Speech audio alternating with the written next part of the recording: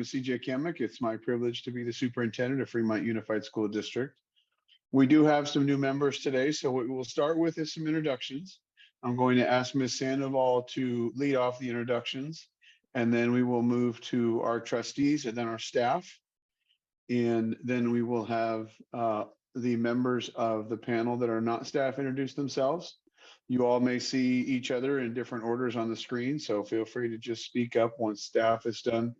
I will introduce Luis Zamora, who sometimes is on the mic and not, because he is our technical support and video support. So Luis Zamora, thank you very much for being here. Ms. Sandoval, I'll hand it to you to start with introductions.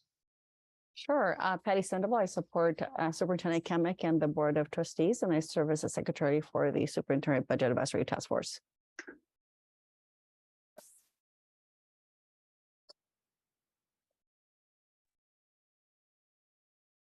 Go ahead, Trustee Jones, if you wouldn't mind, please. Diane Jones, Board Trustee.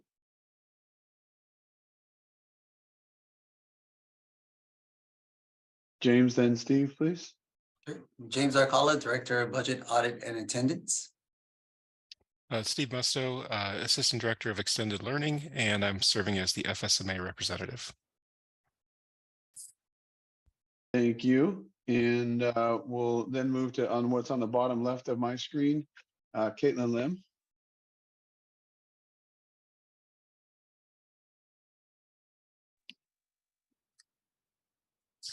I'm sorry.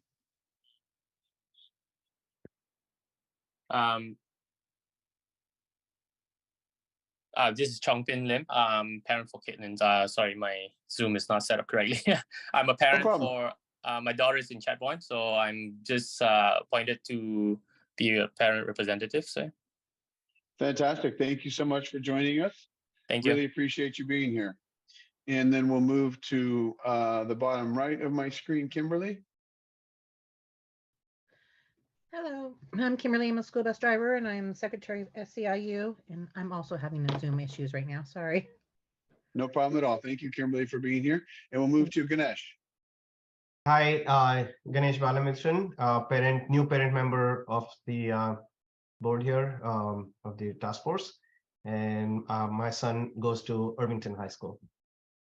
Fantastic. Thank you, everybody, for being here today. We may have some individuals join late, but we'll go ahead and get started. As a quick overview, without reading through the entire scope, what the Superintendent's Budget Task Force is intended for is to allow an opportunity for the community as a participant to provide input to the superintendent, which I then take forward to the board and to our associate superintendent regarding budget priorities, budget issues that we might be facing. For example, in my first year in Fremont Unified, we needed to cut roughly $9 to $13 million from our budget. And we had a lot of discussion in the Superintendent's Budget Task Force about those potential reductions. It isn't a place where we make the final decisions, but it is a place to gather input. And you'll notice that we have representatives from staff, from our trustees, and from our labor associations, as well as we generally have representatives from our parent community and some student representatives. This year, while we're not anticipating cuts, we've utilized this to provide an update on where our budget is, and more specifically, in recent times, we've looked at what the governor's budget is proposing. And so right now, that will be our focus today, is to review the governor's budget proposal. And Director James Arcala is going to go through that. He is our Director of Budget, Audit, and Attendance. And he has a presentation for us about the governor's January budget proposal. And for those of you who may be new to the school budgeting cycle, the state releases the proposed budget from the governor in January.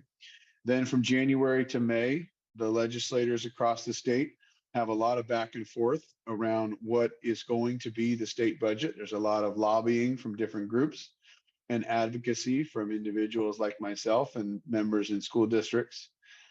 And then we get to what is called the May revise, where the governor then revises his projected budget with an updated revision. And then the state has to adopt their budget by the end of June. The school district also has to adopt its budget by the end of June. So as a reminder, those cycles are usually not friendly to each other, in that the district is putting together its budget throughout the month of May and really finalizes it after the May revise in order to get it published for community review. Then we bring it to our board in 2 board meeting cycles. And the board adopts the budget by the end of June. And sometimes the state has adopted a budget by then, sometimes they haven't. And so sometimes we go through a number of revisions in that process. But today our presentation and discussion will focus on the governor's budget proposal. And Director Akala, I'll turn it over to you to begin that presentation, and we'll have some discussion and question and answer session after that. Great. Thank you, Superintendent Kamick. So I'm just going to go ahead and share my screen. All right. Can everybody see that? Yes. Great, wonderful. So thanks, everybody. So today I'm just going to present the governor's budget proposal. Just so folks know, this was presented by Associate Superintendent Hillman back in January. So I'm just going to go over the major highlights from his presentation. Today, Associate Superintendent Hillman sends his regards. He's at the Aspiring Administrators Academy right now, presenting to the principals down there, or to the potential administrators down there. So I'm here to present his presentation that was presented back in January. And we're just going to go over some major highlights. So for the agenda today, mainly the governor's budget themes, state of the economy, revenue projections, Proposition 98, which funds schools across California, and the local control funding formula, some funding cuts that the governor is proposing, new programs, and finally, next steps. So some major themes for the governor's proposed budget for 23-24. The governor does believe that we're going to have a softening economy. And the good part, though, is that we have built up reserves over the years to help weather the storm. So we are going to be seeing some softening economy, but there are some point of contention with the legislature. They believe that we do see a mild recession projected down the road for 23-24. That's what most economists believe. However, the governor's office, they believe it's more of a slowing economy, not a recession. So there is a little bit of, I guess, differences of opinion there. So we're going to have to watch this very closely as the months pass and we get to the May revise. So why do we care about the economy? The state revenue is mainly determined by the major 3 taxes. We have the income tax, the sales tax, and the corporate tax. And so Prop 98, the good part is that 40% of the state general fund budget is allocated towards K through 14 education. So we're always going to get that 40% of the general fund budget, and we're going to apply that to school districts across California. And that's calculated mainly using the local control funding formula, which is the way we distribute funds under Proposition 98. And so once again, here's a picture of the big 3 state revenue taxes. We have the personal income tax, the corporate tax, and the sales tax. I just want to highlight the personal income tax.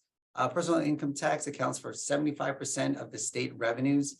And so that's a majority of our funding is coming from the personal income tax. And 1% of Californians contribute 50% of all of that. So the 1% highest earners, they make a large impact on our state budget and our state revenues. And a lot of that has to do with capital gains taxes from investments. So if the 1% in California, if they're doing really well, then the revenue of California is doing really well and schools are doing really well. And it's all just tied on how this formula works for state revenue across California. And the opposite is true too. So if the 1% of Californians are not doing very well, then that's going to make an impact on the state budget and schools as well. So just kind of looking at the comparison for projections, in the blue bar here, you see the 22-23 enacted budget. This was months ago. And then you have the Legislative Analyst Office, which are the legislators and their projections. And then you have in the green bar, you have the governor's budget. So we're just mainly going to compare the enacted budget from months ago and what we thought the 22-23 enacted budget was going to look like. And then we're going to compare that to the current governor's proposed budget from January. So as you can see for personal income tax, we projected, or the governor at the enacted budget projected about $137.5 million for 22-23. We actually landed at $128.9 million for personal income tax. So that's a negative 6.3% that they were off their projections. And now we're looking forward to 23-24, which is our main discussion today. The blue bar suggests that the projection at enacted budget was $143 million and $143 billion, sorry.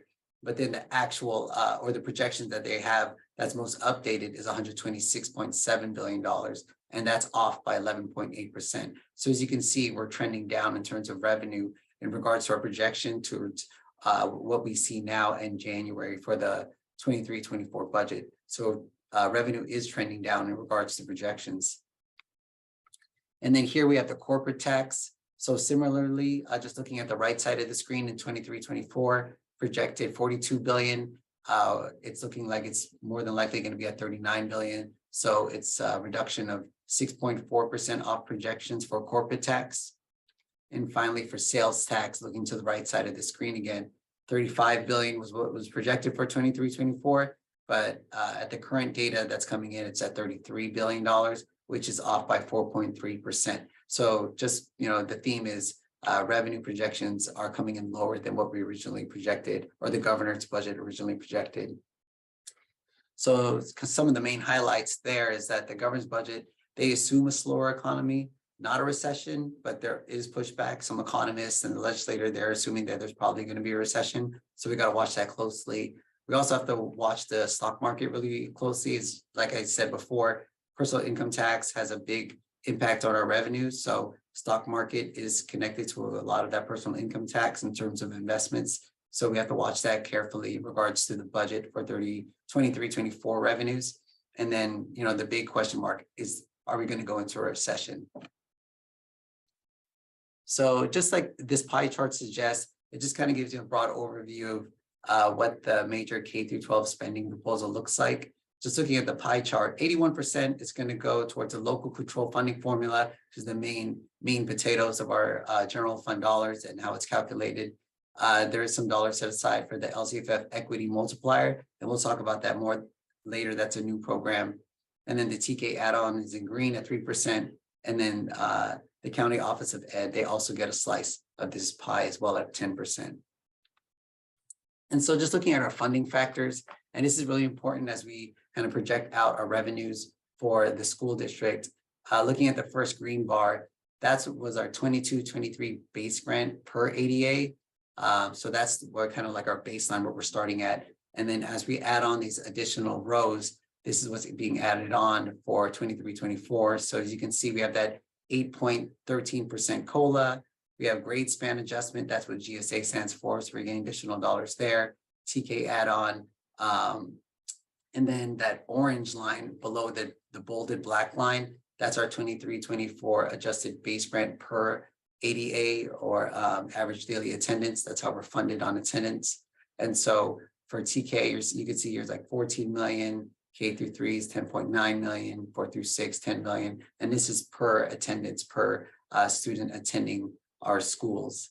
And then below that, we have the 20% of supplemental grant per ADA. That's based on our unduplicated pupils, low income, foster youth, and English learners. Those category of students that we have in our district, they receive 20% of the base grant. And these are the dollar amounts here based on the funding factors for 23-24.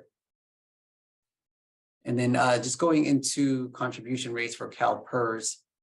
So for CalPERS, we do see that it is going up for the projections for the out years 23-24, 24-25, 25-26. We're seeing at 23-24, the prior projections was at 25.2%, but the current projections, it's going to go up to 20%. So that's going to increase our expenditures. And then 24-25, you see it's jumping to 28%, and 25-26 is jumping up to 28.8%. And so all that to say, our expenditures are going to be increasing in regards to our retirement, our CalPERS side of the house. Now with the CalSTRS, our teachers retirement system, towards the bottom of the table to the right, for the out years 23-24 through 25, it's going to current projections are it's going to stay stable at 19.1%. So that's a relief. Hopefully it stays that way at 19.1%. So STRS hopefully is going to stay stable. CalPERS is the one that's increasing. So our expenditures overall still increasing for PERS. Now going to some of the programs, we have the Arts, Music, Instructional Materials Block Grant. Ultimately, we call it the discretionary block grant, mainly because it is discretionary dollars. We are able to use these dollars. It's very flexible, but there is a proposed cut by the governor. The governor is proposing a 1.2 billion reduction to the $3.5 billion one-time funding. So just to kind of lay that landscape for Fremont Unified, we were projecting around $20 million for this discretionary block grant. So with this reduction, we're thinking just ballparking the projection at 14 million. So we might be losing $6 million here based on this reduction if this proposal goes through. So just to kind of highlight here are the allowable expenses for the discretionary block grant. I circled in the middle, operational costs. So that kind of allows that flexibility. We could use these dollars for flexible abilities and anything in regards to discretionary dollars for our school district in terms of what we need. Here's the LCFF equity multiplier. Just to kind of give everyone a heads up, given what we know so far, FUSC does not qualify for this new funding.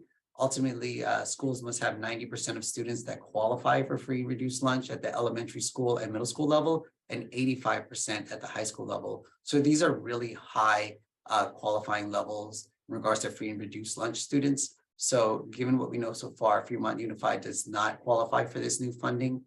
This funding is mainly used to close the equity gaps for these schools that do receive these dollars. Some additional categorical funding, so some good news coming down. We have literacy coaches, reading specialists, grant programs. Some of those dollars, some small amounts of dollars are coming through from the state. We have 12th grade cultural enrichment programs that are coming as well.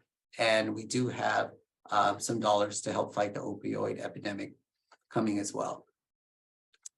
Now here we have the Prop 28 dollars, the arts and music ongoing dollars that was passed. So we have some arts and music funding coming in. These dollars are very restrictive. So as we go to the next slide, here are some program requirements. So mainly, obviously, this is used primarily for providing arts and music. 80% of the funding must be used to employ staff. There's a supplement, not supplant rule. So we have to supplement existing arts education programs. So that's going to be a very restricted requirement there. And so these dollars are going to be expected to have a plan at the specific school sites. So I see at the bottom in that orange bar, it says principals of each school must develop an expenditure plan if they're going to receive these dollars. So these are very restrictive dollars, and we'll continue to keep our schools informed as we know more about Prop 28 funds. The Learning and Recovery Block Grant. So this is to support learning, recovery, and social and emotional well-being. We were able to present the plan for the Learning and Recovery Block Grant at the previous board meeting. Just an example, we're going to use some of these dollars to help with counselors in the next upcoming years, but we were able to provide this plan to the board at the previous board meeting for the Learning and Recovery Emergency Block Grant. And so the budget process, just like our Superintendent Kamek was talking about, we did get the governor's budget proposal in January. The next thing we're looking forward to is the May revise. We're going to know more about his proposal. And, as he discusses it with the legislator, know more about it in May. And then we're going to enact our budget towards the end of June. Now, some next steps. So we're going to continue to analyze district expenditures and revenues, especially for second interim. We're expecting to provide that presentation at the beginning of the March board meeting, give an update on our budget to the district and the board. And we're going to begin to continue discussing right-sizing our district and take 2 years to adjust things, have a very soft landing, but we are just in those discussions currently. And we are going to make plans in case there's an economic downturn and if there's not an economic downturn. So those are the things we're really looking forward to. And that's it for the presentation. Any questions? Thanks, James. As we move to questions, a couple of things that I just want to highlight from the presentation. One, you heard James talk about mid-year reductions. And so that's obviously something that we don't want for a wide range of reasons. One of which I personally don't think that the state needs to be making a mid-year reduction if they haven't even dipped into the savings account that they've established for education yet. But the other reason is because half of the money for that discretionary block grant that Director Arcala was talking about has already come to districts. Many districts have already committed those expenditures. In Fremont, we have not committed all of those expenditures, so we will be okay. But what it does is it creates a false sense of your reserves, because if we project that the state may claw back $7 million, well, we need to set that money aside so that we don't expend it. And then that artificially inflates our reserves higher than our actual reserves. And obviously, we think that's a bad thing. We are working with capital advisors at the state level to have advocacy against those mid-year reductions. We'll be adding our name to a letter to the legislators asking that they don't make reductions. I'll be meeting with some of our state legislators this week to request that they're not making any of those reductions. Also, a couple reminders on the COLA, which is projected next year at 8.13%. Where does that fit in with funding for the district? And what is the COLA? So you oftentimes think of the COLA as a cost of living adjustment, which is intended to address the people within the organization.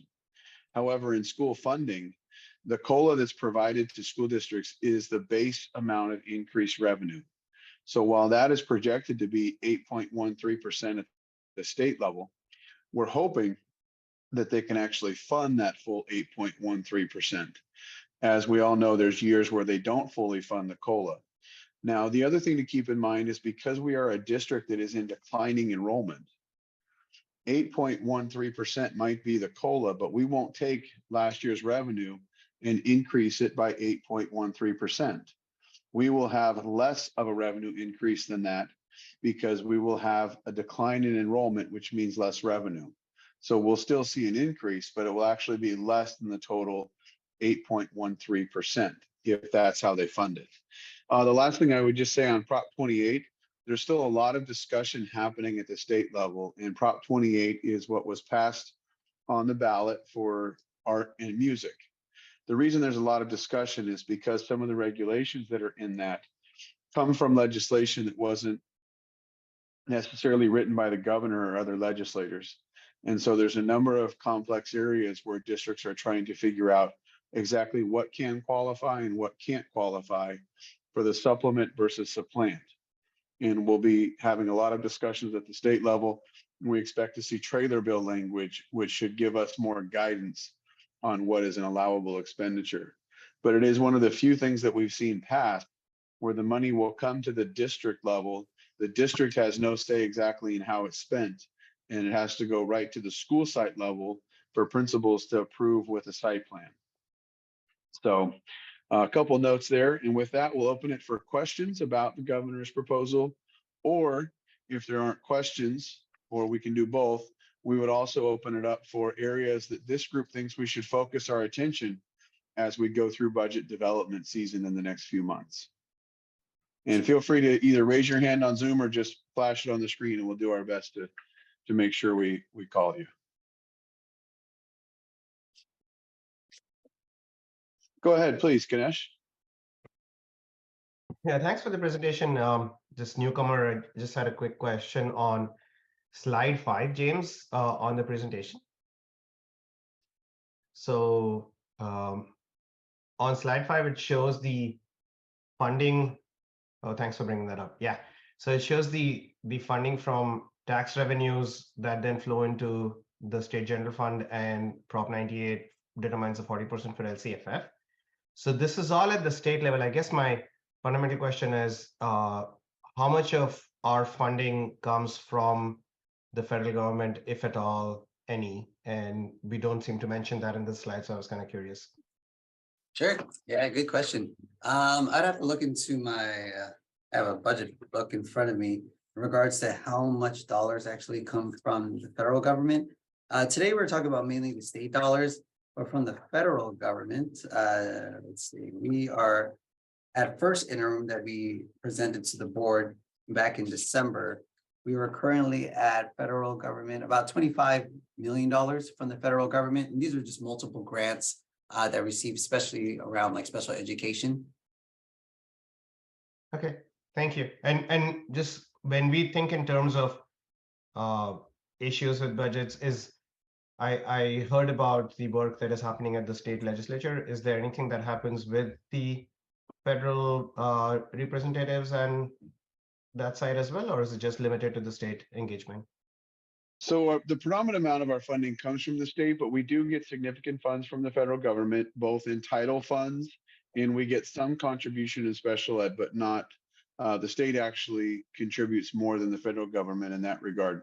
Our advocacy does extend to both. So for example, we'll be traveling to Washington, D.C. in April to advocate with our federally elected officials for what we need in terms of funding.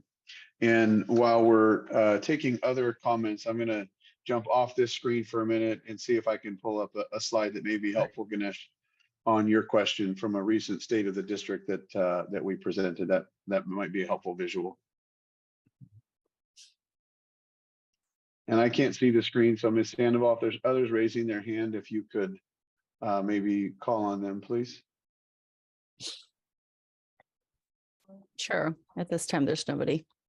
Okay, then I will go faster and find the data that I'm looking for. And just to give some context to Ganesh's question, I said 25 million for federal revenue. That's how much we get from the federal government. The total budget for Fremont Unified is about $524 million. So $25 million is coming from the federal government. That's about 5%. So 5% of our revenues are from the federal government. Just to kind of give it context. Sometimes when they throw like numbers out there like millions, it doesn't really make sense. Like what is that in context of our total budget?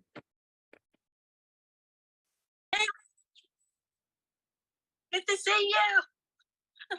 I don't know if there's anybody here. Hi, everyone.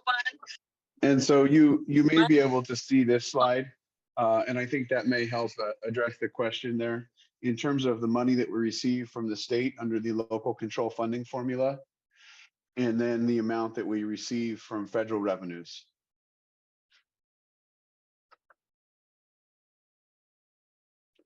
I'm not sure if everybody can see that, if anybody can give me a thumbs. Okay, cool.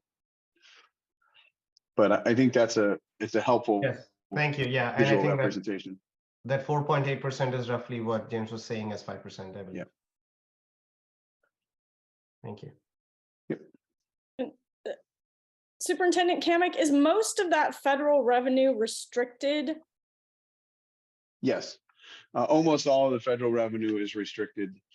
It's either going to come in through our title funding, which would be Title I, Title II, Title III, and those are all restricted, or it's going to come related to special education funding, which we would, easy for me to say, we would refer to that as categorical or restricted dollars. And then we are getting help this year again for the meal reimbursements. And so again, that happens where we're then seeking reimbursement after the expense from the federal government. So nearly all of our federal dollars are restricted. Yes, Michelle. You brought up the federal food. Have we heard anything about whether any rumbling that the feds are going to continue the free food for our students? I haven't heard anything that says they won't. It's a little bit early, I think, in the budget cycle. I would have to dig in a little bit. Trustee Jones might have some information on that, it looks like. More of a question. I thought the feds stopped that funding actually this year, and it was the state that took it over. So the feds were contemplating stopping it this year. I think they ended up funding it at the end of their final budget process. And what the state did was they set forward money to fund it. And if they didn't need to fund it, they were going to set aside that money for facility improvements for child nutrition services specific. And so, for example, just recently we saw a grant program come forward at the state level for dishwashing equipment. So I think it's likely still being predominantly funded from the federal government.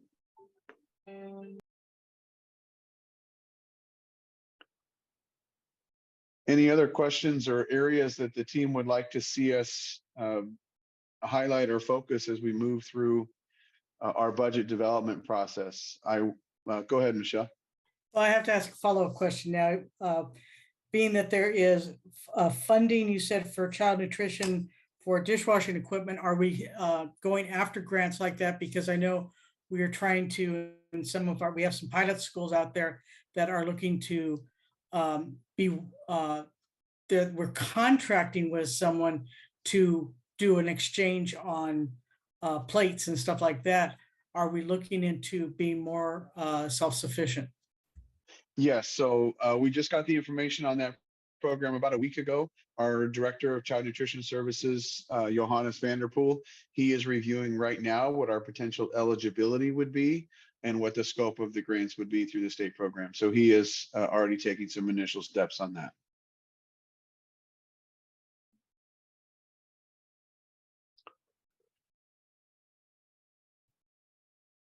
What I was going to say in general, I think a key theme that we are hearing about the governor's budget, and it's going to match what I think we're looking at, is the governor's budget is built on the premise that our economy does not get significantly worse over the next 4 to 5 months. And I think, as you heard Director Arcala talk about, it's remarkable how much of our state revenue is funded by 1% of the state. So roughly 360,000 people are responsible for more than half of our revenue. And I wish that it wasn't the case for our students in the state of California, but when Apple has a bad year, when Google has a bad year, when Amazon has a bad year, it's a bad year for education because of how much that top 1% impact the overall state revenue. Also, as was highlighted, a lot of those top 1% earners have a lot of money in the stock market. And so when the stock market is volatile, then the amount of revenue they generate in that field alone is restricted. And so when Director Arcala talked about right sizing over the next few years, what we're trying to balance and what we're targeting is, as our enrollment is decreasing, and hopefully that will stabilize, making sure that our staffing is adjusted properly as well, so that we're not overstaffed, even though everybody would like to have more staff.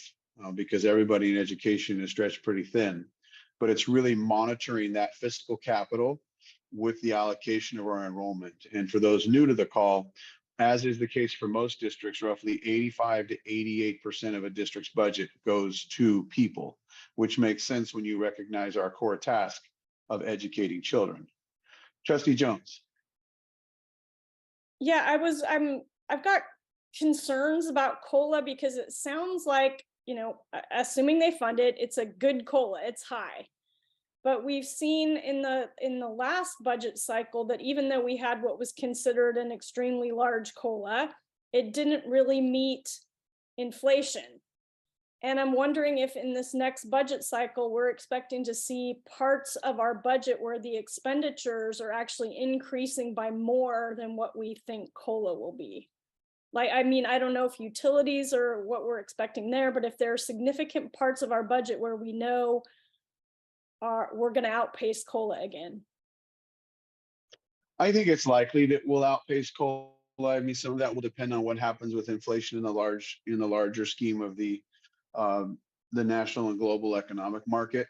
But there are also some things where, as the markets are tighter, and by markets I mean availability, we see some cost increase because it's the only program in town. So for example, some of the agencies we contract with for services, if they're the only large vendor, then their rates are going to continue to increase at a higher rate because they don't have competition to keep them in check.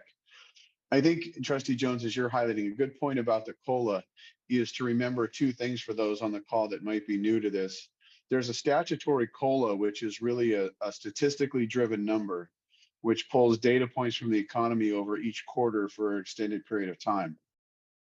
That number is very objective. It is once you have all the data points, everybody can identify what that is. But the state funded COLA is different. And that's dependent on how much the state can fund of the statutory COLA. Now, I think the last piece of data missing is to see what happens with inflation in the economy in the last quarter, and then we'll have the statutory COLA. the Legislative Analyst's Office has highlighted that maybe the state should fund a little bit less than the state COLA. And we'll have to see where legislators go. What we always advocate for is fully funding COLA, because what that means for a school district is that baseline revenue goes up under LCFF. And that's what we want to see. This is of note, the first budget in a while where we don't have significant one-time dollars coming forward. There is no more money coming forward for COLA, not for COLA, for COVID. The last 3 years, we've had significant funds to support COVID expenditures and intervention. And so what you see is really that tightening of the economy. There's no one-time dollars really built into this budget at all. And there's no COVID dollars. So really the focus at the state level is funding the COLA and funding some of the governor's programs, such as, if needed, continuing to pay for meals, the Extended Learning Opportunity Program, which is an after-school program extending hours for a population of students, and the TK and early intervention programs. And there's a lot of discussion at the state level that the governor will hold tight to those things because there's a lot of political unknowns in the next 6 to 8 months in terms of whether or not the governor's going to make a presidential run or what it might be. But the other thing to remember at the state level is when LCFF, the local control funding formula, was implemented, I think back in 2014, this year there's been such a high turnover at the state level for our elected officials. There's probably only 5 to 10 elected officials at the state level at most that were in office when LCFF was implemented, which is why a lot of us in the district and our trustees are really working to meet with our elected officials to help them understand what LCFF really means for Fremont Unified. So any other questions or comments?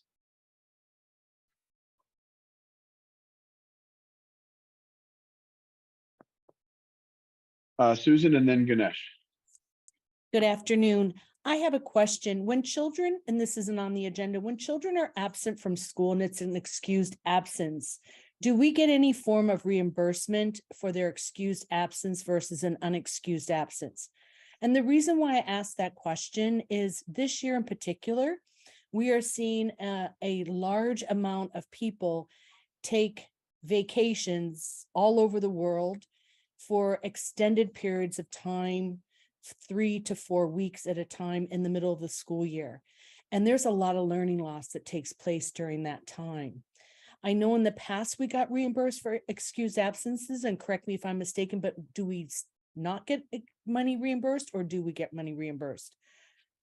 Great question, Susan. We do not get reimbursed for absences, even if they are excused. Okay. The only exception to that is if we have an independent study contract, which means a student needs to be gone for a certain amount of time. If the family signs the contract before and the work is turned in at the conclusion, Correct. then we can receive some ADA credit there. But your note is particularly impactful because what we have seen in districts across the state out of COVID last year, when if kids were testing positive, they needed to roughly be home for 10 days. The absentee rate across the state skyrocketed, as we would expect that it should. And so that has had an impact on revenue. And the other part is the excused absence piece. There are a number of things happening for us where we've seen families who now for the first time have had a chance to go back to countries to renew visas. And there's been a number of other personal circumstances where families have needed to travel that has impacted student attendance. And I think, just my opinion, we're also seeing some of the effects of some families needing to get away and schedules being a little bit different than they were pre-pandemic. So it is a new challenge and a little bit of a new era there, but we do not get funding for absences that are excused unless it's part of the independent study contract. Thank you. And Ganesh, go ahead. Pardon me. I have one more question or concern. I know that we give free food to all the children, but I'll be honest with you. I have to be honest. I see a lot of food waste. And there are children whose parents are dual income and they have the financial means. And I know in the past, children had to pre-pandemic, they had to fill out an application to get approved or disapproved. But currently, kids will get their lunch and they'll just eat one thing and throw the rest in the trash. And that really concerns me because of the amount of food that's being wasted. And we have such a high number of homeless people. I just have to speak to that from a moral perspective. It really bothers me to see all the food that's wasted. Yeah, thanks, Susan. I think that's a great point. And we've seen a number of unintended consequences from the meal program being free to all students. And so food waste is one of those. Our Director of Child Nutrition Services, Johannes Vanderpool, is working with some local agencies to try and reduce food waste, try and get that donated to people in need when we can. So I'm excited to see some of the developments that come forward there in partnership with our representative from the city of Fremont, Stephanie Willits, who helps us with that. The other aspect, Susan, as you mentioned, is the forms. There's a number of districts, Fremont included, where our Title I funding, for example, comes on the eligibility of families when they fill out that form. And with free meals being provided, the same number of families aren't filling out that form because there will be provided the meals either way. And so there's a lot of discussions at the state and federal level for how to deal with that, whether they set another criteria for that measurement objectively or how we respond to that, because it is being felt by many districts. Ganesh, I think you had a hand, and then we'll go to Trustee Jones. Ganesh, you're on mute. Sorry about that. Sorry, thank you. I have a question and a comment. I'll go with the question first.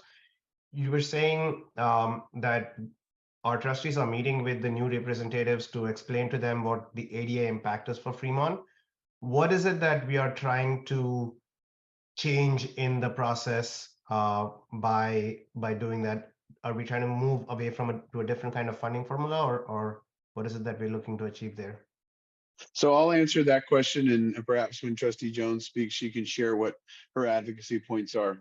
What I'm meeting with the representatives about this week is I want to be doing a couple things. The first one is saying, don't make a mid-year reduction to us.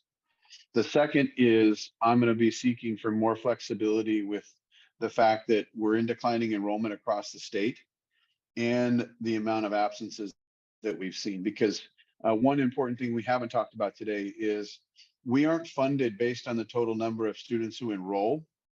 We're funded based on what's called our average daily attendance percentage. So for simple context, if we have 33,000 students in the district and our average daily percentage rate is 95%, then we get funded on 95% of the 33,000 students. So there are some discussions at the state level about moving to an enrollment-based funding model. But when you measure that out across the state for the people who have calculated it out, some districts would actually take a loss because remember under Prop 98, we get 40% of the state budget. And so you have to divide that a certain way. In order to go to an enrollment-based funding, which I would really like to see, they're going to need to increase the overall slice of the state pie for schools. Because a disconnect is we don't do anything in the district for the most part based on average daily attendance. If we staff a school, it's based on all the kids that are enrolled in the school. If we staff a classroom, it's based on all the kids that are enrolled in the school. And so the state gives you a percentage of your attendance, but we do everything based on total enrollment. So there's a disconnect there, which creates some challenges. Thank you. I was just going to make another comment, and this is probably stepping back a little bit, but I see that the budget is good, but then with the recession as it's predicted, we are seeing that we may see lower funding. I'm just surprised that when that happens, the state has to just deal with that versus the federal government stepping in and making up for that. Not only is that going to create cuts, it also deepens the recession because you're leaving people as people are being cut out of the system, you're worsening the recession. So it doesn't make sense to me that that's how it is operated, but just wanted to make that comment. It is what it is. I don't disagree with you. And each state all 50 states have their own model. They're not all completely unique. Some are very similar, but in California, our model is really driven by the overall state economy, and a percentage of what that is goes to schools. And so there's a number of things that we're forced to deal with, which don't really make sense, because the student needs don't get less each year just because the overall economy performs slower. Trustee Jones? Yeah, I just wanted to tackle some of what you said, especially meeting with our legislators. I've met with both Alex Lee and Senator Aisha Wahab. And I was told kind of by both of them that the governor has told legislators that any proposals that they make this year that cost money are basically dead on arrival. So I'm not expecting that we're going to be able to see anything really significant. If we can avoid mid-year cuts, that will be good. But like Superintendent Kamick said, to move to enrollment-based funding, which is what we would all like to see, that doesn't work for us unless they increase funding in total by the amount that we would need. Or it means districts that already have essentially higher ADA will lose funding to districts that have lower ADA. So unless there's increased money going into the system, Fremont Unified is at risk of actually seeing lower funds with an enrollment funding model, and because we have fairly high ADA. So we have to be careful with what we're asking for. But in lieu of enrollment-based funding, which I think is the best, we can ask for things like counting excused absences toward toward ADA, because what I've stressed to our legislators is when a student is absent with an excused absence, the teacher prepares makeup work for them, the student does the work, the teacher grades it. So there is educating and learning going on during excused absence periods that we're just not funded for at all. And so hopefully, although I'm not expecting anything to change this year, if we can't move to enrollment-based funding right away, perhaps counting excused absences towards ADA is an incremental step that would help move us there. But again, I'm not because that will cost money. I'm not expecting anybody to get very far with that kind of proposal this year. Some of the things that I've mentioned to them, because I come with my big wish list that helps, even though if they can't sponsor legislation that will address these things, or they know that it's not something that could happen right away, asking for the big things that you want to see in the future, I think is important, because it helps get it on their radars. I mean, when I was first elected to the board, people just were laughing at the idea of enrollment-based funding. And now it's actually a legitimate conversation. Even though folks know we can't fund it now, it's something that's on their radar and that they're talking about. So, I ask for big things like the state provided additional funding for home to school transportation last year, but only 60% of the cost would be covered. Well, that doesn't really help districts who cut their bus services bring it back if you still have to pay for 40% of the cost. You're not able to bring something back that you cut with just 60% funds. So we need them doing things like that. I ask for, like I said, big things like regionally indexed funding models and COLAs, so that districts in high cost of living areas aren't reliant on regressive parcel taxes. There's just a lot that we can be talking to our legislators about, so that they can start thinking ahead. And that's one of the things that I'd like to do in the district. Is there are some things that I know we're not going to be able to do anytime soon, but if we don't start talking about some of our big goals, we just keep every year saying we can't do that. And I'd like to see us set some lofty goals, really, or at least start having those discussions so that we can start incrementally reaching some of those goals. So, as I mentioned, home to school transportation, I would love to see us bring back bus service. I know that can't happen in the next couple of years, but if we don't start talking about it now, it's never going to happen. And especially, we know the environmental impact. We've seen, especially at our middle schools, as we convert those junior highs to middle schools and we're increasing the student population there, the traffic around those schools has just become ridiculous. And it would be fantastic if we could bring back bus service, but I know that's a ways off, but I'd like for us to throw out ideas for big things that we would like to see.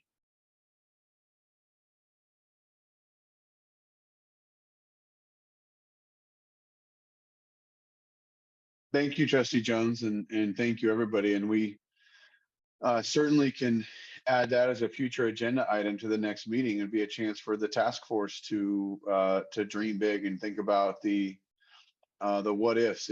If we could, what would we want to do? And then at least as a group, if we know the big thinking, we can backwards map from there and start to operationalize what things would be needed and what funding would be needed in order to make some of those big dreams a reality. Yeah, because I think the other piece of that is that we're looking at our current parcel tax expiring soon. When we go into the next parcel tax effort, if the state isn't going to come through with some of the things that we want to do, if we have a list of those big things that we want to accomplish, we can put that into parcel tax language. And some things that we know that the community will really support. We know our community is behind sustainability and green efforts. And maybe the state isn't going to come through to where we can bring back bus service, but maybe our local community would. So I think if we have those big discussions, it allows us to plan for a parcel tax in a way that allows us to appeal to the community to get it across the finish line. Thank you. So Ms. Sandoval, if you can, and Director Arcala, if we can note that down for a topic for our next task force committee, I think that would be great. With just a few minutes left, are there any other topics that the group would like to see discussed at our next meeting?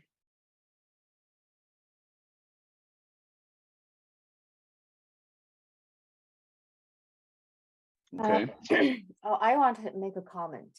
Mhm. So when it comes to the budget, I think one way is to directly relate to education and to help the students who do not perform well, and to help them so that we would decrease the number to the special ed, because the special education portion has increased a lot during these 2 years. So if we can reduce the students moving to special ed, that would also, sustain our budget. Yes, so we definitely want to do that. It's a big part of what our focus has been around our multi-tier system of support. A good tier 1 and tier 2 intervention program should really help with early intervention, which should also help with providing students the services they need early on. And if we do that, we know that it's less of a need for special education services as the students get older. So Trustee Zhang, as you're highlighting, we always want to make sure that we're doing everything we can to support students in the general ed setting. And for those newer to the budget conversation, we make a significant contribution from our general education fund to special ed services, which we do because we recognize those students deserve and need a proper education and a wonderful program. But remember that special education, the law, IDEA, is a federal law, and the federal government promised under that law to fund the cost of special education at 40%. And in my career, spanning over 2 decades, I've never seen the federal government fund more than 17% of the costs. So we make up the difference for that locally, and that's a significant fiscal contribution. Again, we're happy to do it for our students that need those programs, but we lobby at the federal level for them to keep their promise and fund it at 40%, because it would make a remarkable difference in our fiscal condition locally. Okay. Okay. Go ahead, Trustee Zhang. So we got all this government mandate. So how can we make sure when they have the mandate, they would also give us the support? You know, That the would be, mandate, special ed and the bus mandate and all that, they all look good on, you know, on their side. And then they push all the obligations on the lower level. yes, and I think it kind of goes back to Ganesh's point earlier, which is there's some things that just don't make sense operationally. A great example is Director Akala was talking about our STRS and PERS retirement systems. So everybody who works for the school district is part of either the STRS program or the PERS program. And those rates, let's say 12 years ago, for a certificated teacher or principal, they would take 8.25% of their paycheck and it goes towards their retirement funds. And the district match that at 8.25%. And that used to be a pretty standard operating procedure for a long time. Well, when those retirement funds weren't going to be sustainable over the long term, the state passed legislation that put the responsibility for that funding gap on districts and somewhat on the employees. So the employees' rate has gone up to about 10.25%, and our rate has gone up to nearly 20%. And they didn't give us extra money to cover that. And so we saw the other program, the PERS rates going up to, what was it, James, roughly 26%, somewhere around there. Those rates used to be down around 9.5% to 10.5% for a district. And so when those rates go up, one is set by legislation, the other is set by a statewide board, half elected, half appointed. We get no say in those rates, but we get new revenue and we automatically have to pay for that ongoing obligation. And we want to pay for it because our employees that have been contributing to that retirement on their own, they deserve to be part of that retirement program they were promised when they started. But that is one of the challenges, as you're describing, Trustee Zhang, is we get a lot of what we call unfunded mandates. And so when that cost has gone up for us by, I don't know, 180, 190% in 10 years, that revenue increase from COLA is what has to help offset that. Every once in a while, we get a little bit of reprieve from the state by a lower percentage, but not much. So there's many unfunded mandates that we see. Special education is an underfunded mandate, and our PERS and STRS contributions are remarkably underfunded as well. So with that, we've reached 5 o'clock. I appreciate the dialogue today. I appreciate the new membership and the new voices. Thank you all for taking the time to be here. We will add to our future agenda the ideas for dreaming big and thinking big. So please feel free to enjoy that thought process, and we will share that out in our next meeting. Again, thank you very much for being here today. Thank you. Bye. Bye-bye.